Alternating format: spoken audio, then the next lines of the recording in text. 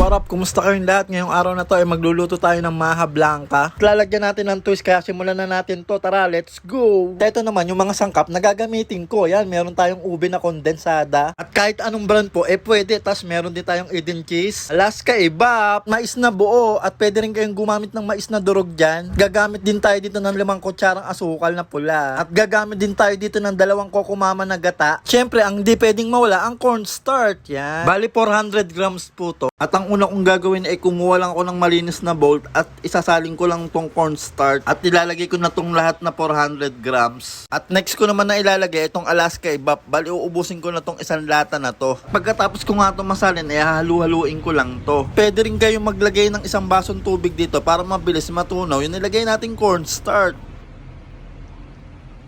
Kapag ganito na yung texture niya at ganito nakalapot, pwede na yan. Naglagay ako ng isang basong tubig dyan, bali hindi ko na lang na-videohan.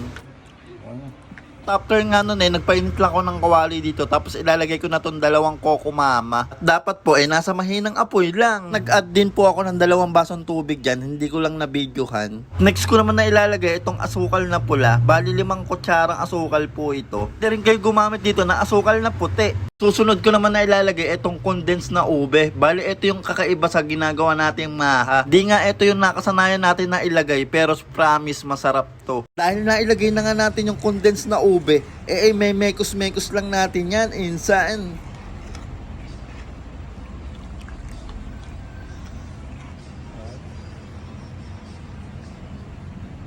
Sa pagkakataon nga na to, ilalagay ko na tong mais na buo. Bali tinanggal ko nga lang pala yung sabaw ng mais na yan, yung mismong mais lang yung nilagay ko dyan. Pwede rin po kayong maglagay dito ng durog na mais, pero depende po sa inyo kung gusto nyo lang. Pag nailagay na po natin yung mais, dapat patuloy lang natin tong halu-haluin. Dapat din po nasa mahinang apoy pa rin.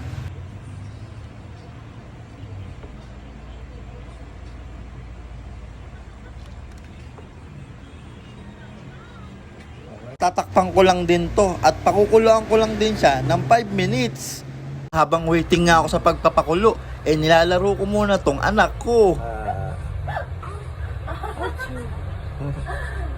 Ayan, ismile! Ay!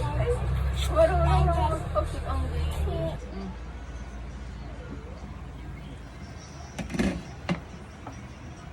Pagkakataon na to kumukulo na nga siya, pwede na natin ilagay yung cornstarch na tinabi natin kanina. Ulitin ko lang po, bali 400 grams po itong nilalagay natin na cornstarch. Nag-add din po ako dyan ng 1 basong tubig, hindi ko lang na-videohan kasi medyo matakaw sa tubig to. Siyempre tikman nyo na rin po para alam nyo kung okay na sa inyo yung lasa at yung tamis. Pangit kasi pagka masyadong matamis nakakaumay, diba? Patuloy lang natin tong halu-haluin. O yan mga Mars, mga par, try nyo na rin tong lutuin. Tado ko pag natikman to ng mga asawa nyo o jowa nyo, magiging sweet sa sayo, promise. Masarap to sa nakasanayan nating maha blanca lutuin. Pero dapat Mars, matyaga ka dito. Tulad ng pagtsatsaga mo sa kanya. Dapat matyaga ka dito maghalo para hindi dumikit sa kawali.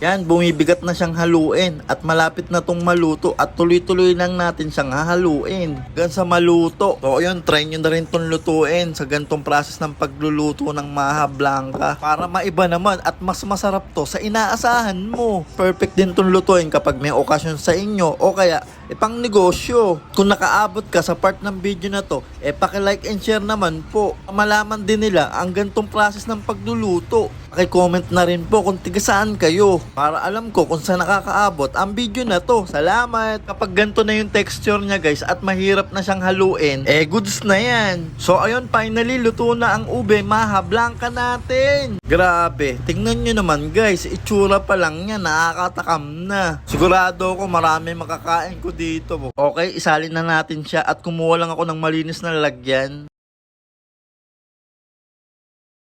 Tapos lalagyan din natin siya ng toppings na cheese sa ibabaw para mas masarap, para mas lalong solid. Okay guys, ito na yung finished product natin. Ito na yung pinaka best part ng gusto ko sa video na to, ang tikiman time. Tara, ipo-check natin yan, gutom na ako Yan, tikman na natin. Okay, first bite para po sa inyo ang una kong subo. Wow, grabe, panalo nga. Legit nga. Trail talk, guys. Mas masarap siya sa nakasanayan nating Maha Blanca, promise. So, ayun, siguro dito ko na rin po tatapusin yung video ko. Maraming salamat po sa panonood at sana po ay may natutunan kayo sa simpleng pagluluto natin. Nagustuhan nyo naman po ang video na to, paki-like and share naman po. Salamat! See you sa next vlog. Grabe yun. Sobrang goods quality. Ayun, hanggang sa muli. Pakikabuhat. Peace out. All good.